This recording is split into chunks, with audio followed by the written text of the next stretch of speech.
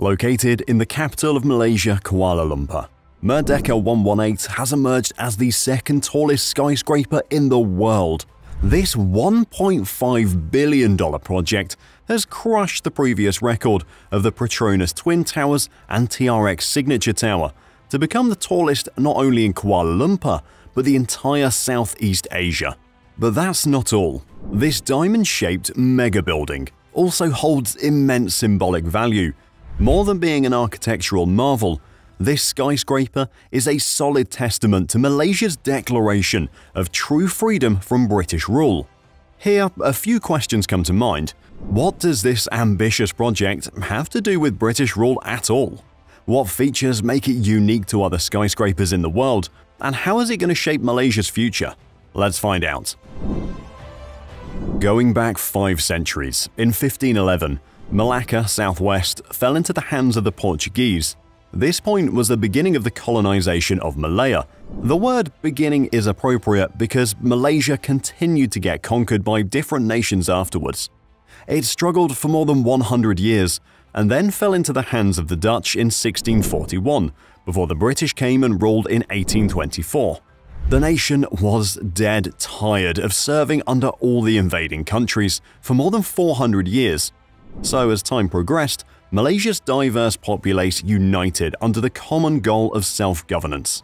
The opportune time arrived in the late 20th century, when Tunku Abdul Rahman led the nation to independence in 1957. Symbolically, when Tunku Abdul Rahman announced independence, he raised his hands and chanted Merdeka, which in the Malaysian language translates to free and independent. As much relief as this was, Malaysia's hard-fought struggle for independence from the shadows of the British Empire was still in process as the nation was still recovering from the economic impacts of colonization. Even in the 1970s, it was estimated that 60% of Malaysian assets were foreigners-owned, and almost 2/3 of those remained under the ownership of the British. The country experienced several riots and economic struggles because the British rule not only polarized the Malaysian community, but also created a system that made Malaysians dependent on them. The British took advantage of Malaysian diversity and hired people based on their race. The Malaysian Chinese dominated the construction, industrial, and commerce employment. Native Malaysians were restricted to only farming, and the Indians provided the raw material for plantation to the natives. So after independence, there was a lot to be fixed, and the first step toward recovery was the approval of a new economic policy that aimed to diminish economic disparity among different ethnic groups in the country and reduce the percentage of shares owned by foreigners. In the upcoming decades, the Malaysian government gradually recovered hundreds of thousands of acres of agricultural land, along with the ownership of their various premium companies, from the grip of the British government. In this way, over the years, the Malaysian government steadily, truly gained independence and started investing in their capital, with the most recent development being Merdeka 118, which is a figurative chant of true independence. However, the symbolism does not end there. The number 118 represents the building's height in meters, signifying Malaysia's ambition to reach new heights of development and prosperity.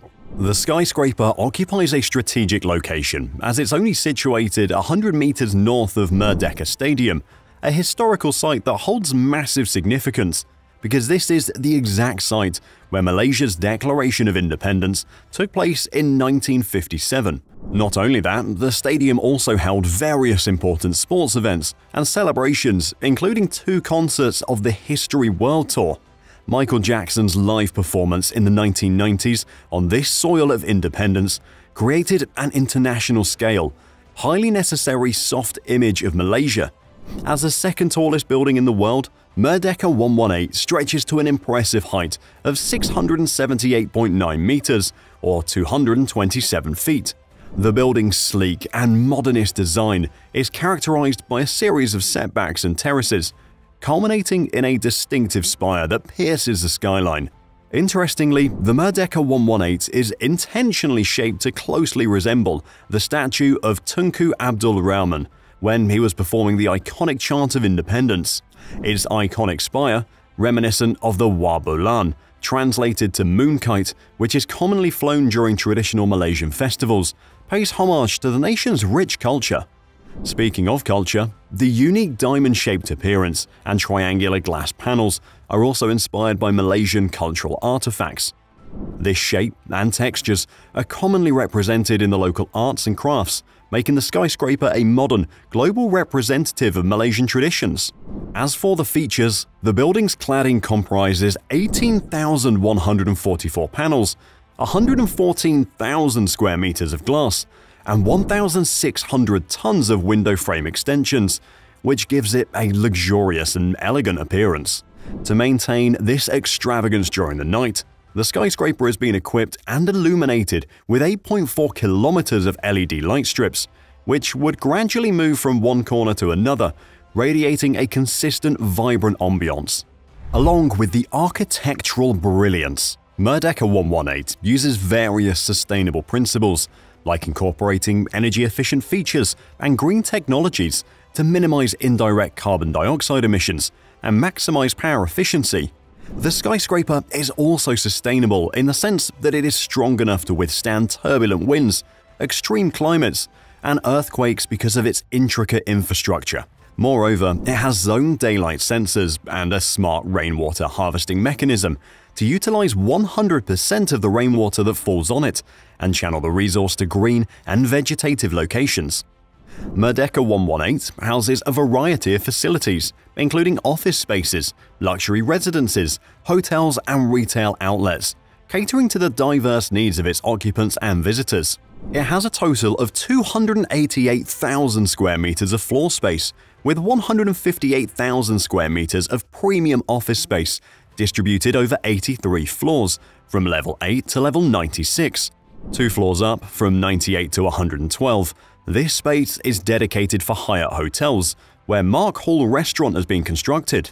On level 118, there is a VIP lounge, but the story does not end there, as a 40-story spire is built on top of the VIP lounge. This spire is almost 148 meters long, and inside there is an observation deck, the highest observation deck in Southeast Asia. This point provides a jaw-dropping 360-degree view of the entirety of Kuala Lumpur. An interesting point to note is that Merdeka 118 is not only a sophisticated stack of floors above the ground, but it also has floors downward, with 6 more layers below level 1 for parking space with a capacity to hold up to 8,500 cars at once. A total of 87 top-class elevators are built inside, which take tourists and workers to the highest point in just over a minute. In a nutshell, the skyscraper has successfully put together different parts of the city lifestyle, where people can work, live, play, be healthy, and be entertained all at the same time. It's no doubt that Merdeka 118 is a breathtaking monument with impressive characteristics, but the project has come with its fair share of delays and misfortune. Work on the project officially began in 2015, and its completion was originally scheduled for 2020, but due to various challenges and logistical constraints, the project kept getting slowed down before it was finally halted on the 18th of March 2020 because of the COVID-19 pandemic. The construction resumed shortly after, and the new estimated date of completion was said to be 2022. The project was finished a year later in 2023 and was inaugurated on the 10th of January 2024, celebrating the diversity of the country as an independent nation. In terms of costs, the total investment for the construction of Merdeka 118 stamped at approximately RM5 billion, which is equivalent to a staggering amount of $1.5 billion, with additional costs due to the delays. Malaysia's journey toward real independence has been marked by resilience, unity, and unwavering determination. Merdeka 118 is a towering evidence of that. The skyscraper has not only intrigued the native population, but also the foreign clients and tourists. The model is one step away from becoming a financial hub, and everyone is trying to book a seat before it's too late. The urgency is such that the biggest bank of Malaysia has said to relocate their headquarters to Merdeka 118 in the very next year.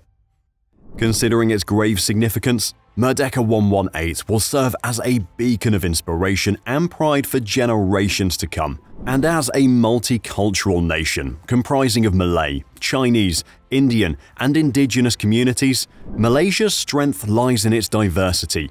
And Merdeka 118 serves as a constant reminder and proof that unity in diversity is not merely a slogan, but a cornerstone of Malaysia's national identity.